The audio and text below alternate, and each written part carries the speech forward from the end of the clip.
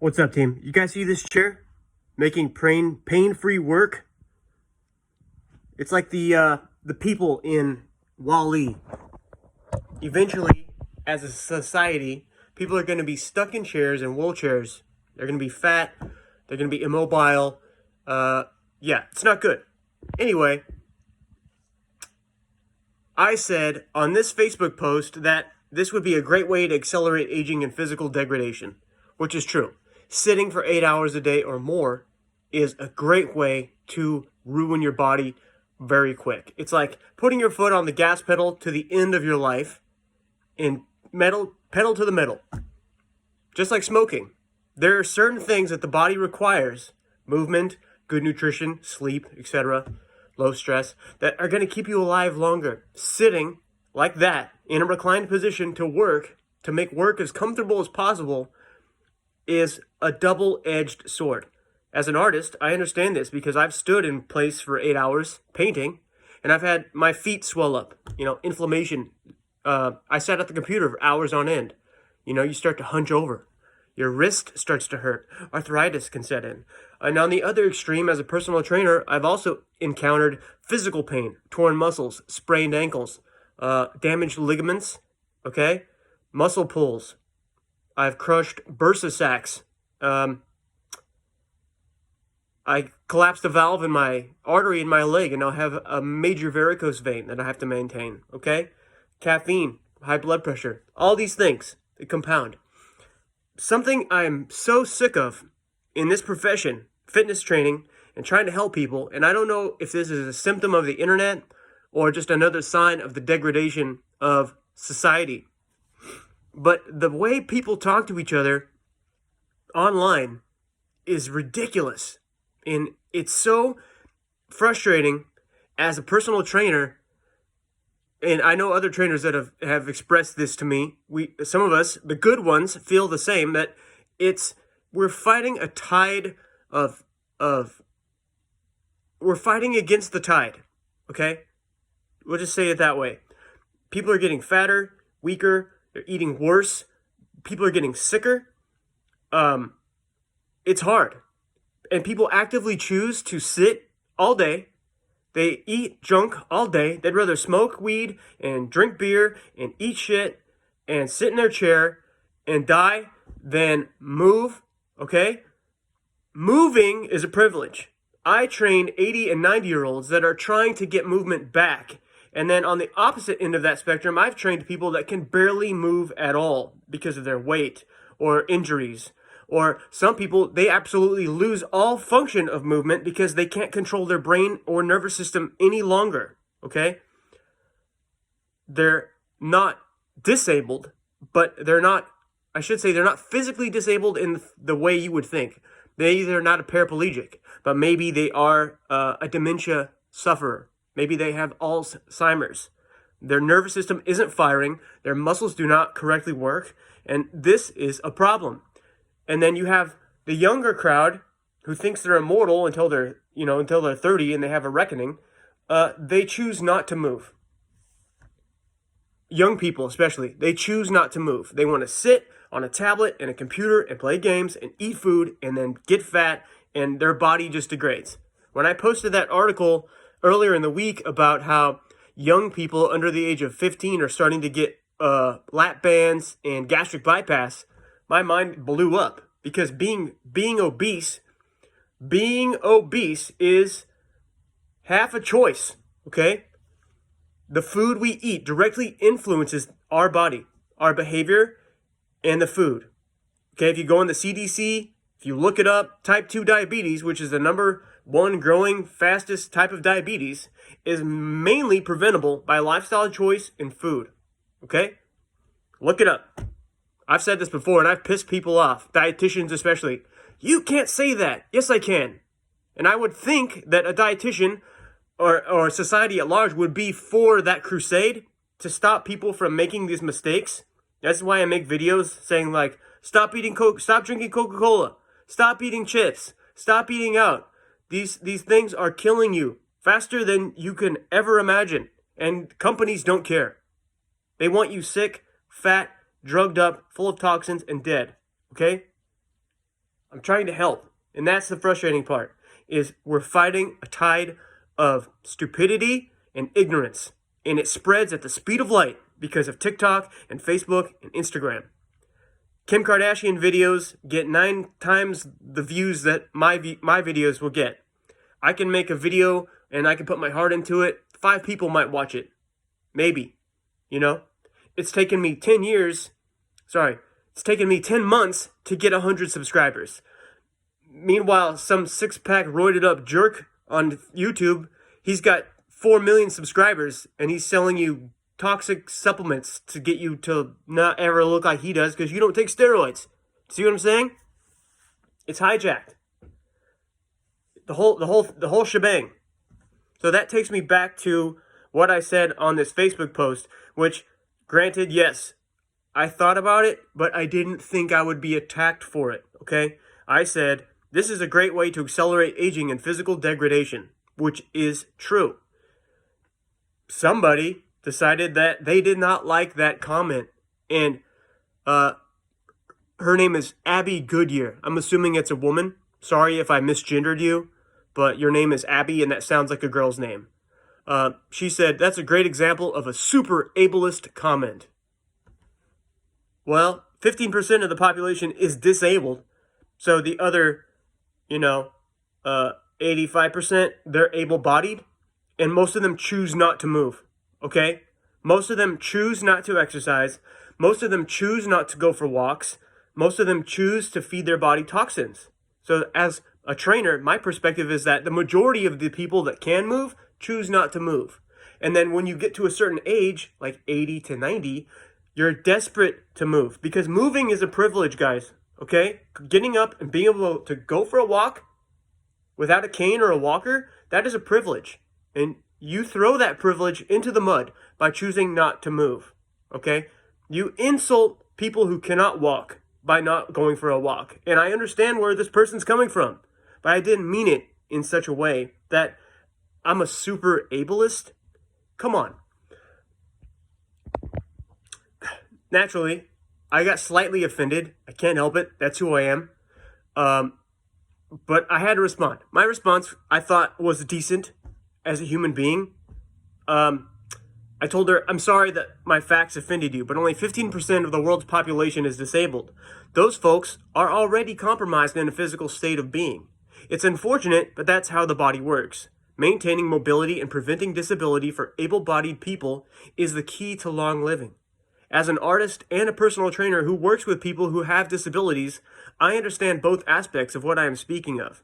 I also have a son with a disability. The majority of people who would buy a chair like this are able-bodied. Someone who is a paraplegic is already in a limited seated position. This person is virtue signaling, okay? That's what we call that.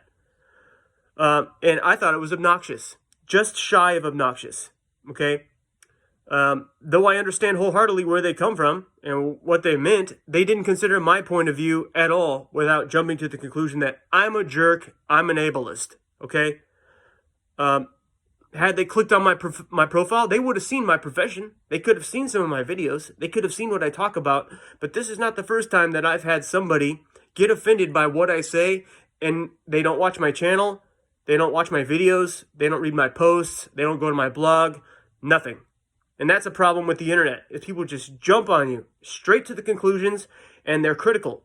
They'd spend no time pumping people up. They spend the same amount of time saying something nice to somebody as you do being a critical jerk. And the majority of people online are just that, critical jerks. For every one good comment I get on my YouTube channel, I get 10 criticizing comments telling me this is wrong, this is bad, I'm doing this wrong, I gotta do this, I gotta do this. They don't read the post, they don't check the channel, it's sad, okay? So, what I said, I told that person, have a nice day. They respond, okay? And this is 11 hours after they originally responded. Oh, doubling down and name calling? I didn't name call anybody. I said shy of obnoxious. That's just a fact. Then they said, not a good look, bro. Okay. Personal trainers have some of the shittiest hot takes around. I didn't finish your novel. Rude. But obviously I hit, I hit a nerve. Do some reflection and examine your poor attitude, my guy. This is obviously a kid. I am not the issue here. Disability is far more varied than just paraplegics, genius. Really? Really? Who do I work with on a day-to-day? And I'm not saying that, I'm saying that to virtue signal. I'm just trying to point out that when you jump to a conclusion, you look like a fool. But the problem we have today is we've put the fool on the pedestal and we've given the fool the out. They're no longer afraid to say whatever they want to say. They can talk shit and it's okay because the people who are the most prejudiced are actually the ones that point out the prejudice first, right? Judge lest ye not be judged. To judge a book by its cover, you just threw all personal trainers under the bus in one comment. We're all shitty? Really? And so that's why it hurts, because I try so hard for the past 10 years to tell the truth, help people. I don't have a Hippocratic oath, but if I was a doctor, you bet your ass I would take the Hippocratic oath and I would be the best doctor I could be.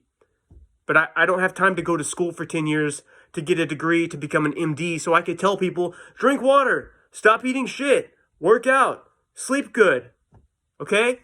Prescription drugs is not health. Prescription drugs are just that. They're drugs.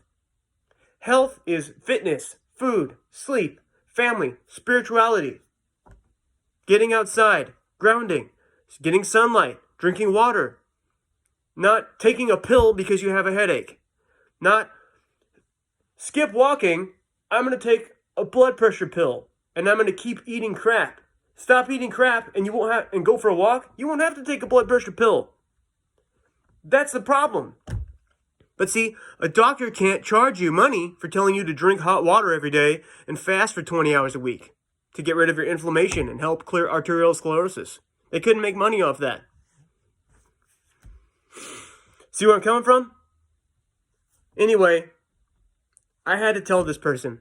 Not that it mattered, but I don't know. I don't know why I did it. I thought maybe I could help them, but you can't. You can't help a troll, okay? And this person laughed at all my comments. So right away, anybody that says LOL or calls you bro, they're just a troll. So I told her I help people get their lives back. I help the depressed, the injured, the obese, the diabetics, the picked on, the self-conscious. I train senior citizens and dementia patients every day. And I just asked them, what are you doing to help society? Because I didn't choose my job and I didn't choose this role. I grew into it.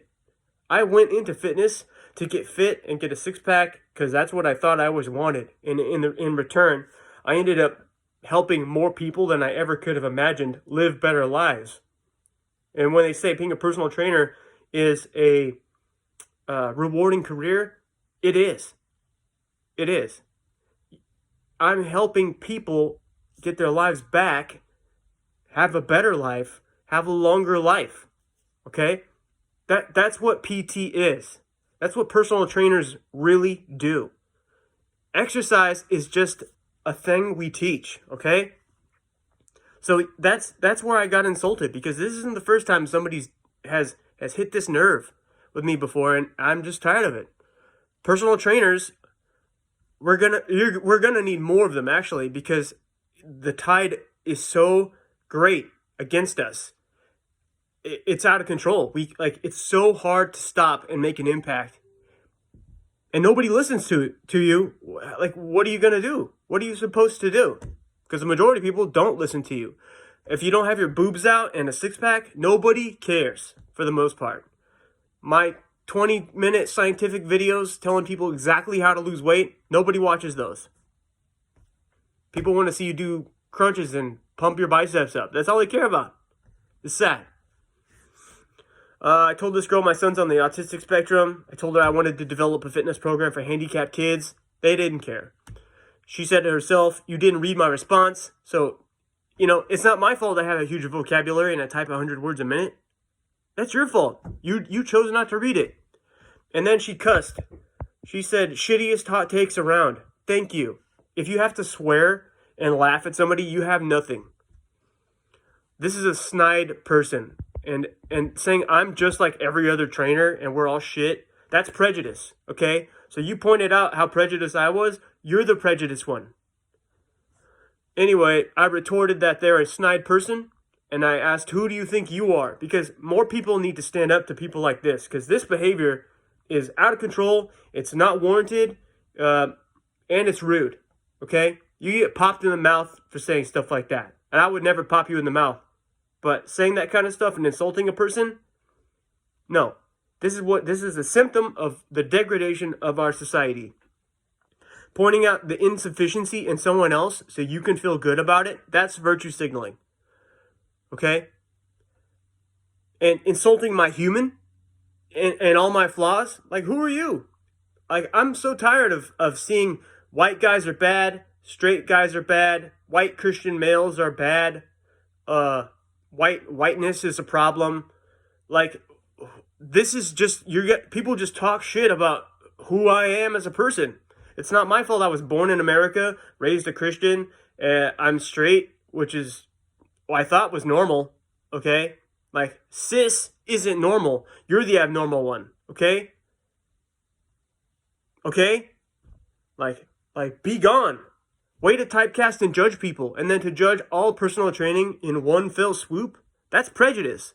Prejudice, I looked it up, is an assumption or opinion about someone simply based on that person's membership to a particular group. That's racism. That's prejudice. That's a hate group. You're a hate group. That's the liberal mind virus. All cis, white, straight Christian men are the problem. White nationalists are terrorists. That's the kind of shit I'm sick of. I'm tired of that. I'm tired of personal trainers getting a bad rap because of roided out dudes. I'm tired of health coaches getting a bad rap because of Kim Kardashian's and six-pack ab guy selling you a 30-day shred. The disingenuity, the lack of credibility, it's overwhelming, okay? It's sad. Maybe if this person worked with a real personal trainer like me, they would understand how much we actually care about people in the profession, okay? I would have quit if I didn't care about helping people. But I help somebody's grandma work better or help them live a little bit longer on Earth through a cancer diagnosis. Damn me, right? No, damn you. Thanks for not giving us a chance. So, if you work with a trainer, stick with it. Listen to them. They care. We probably care more than your doctor.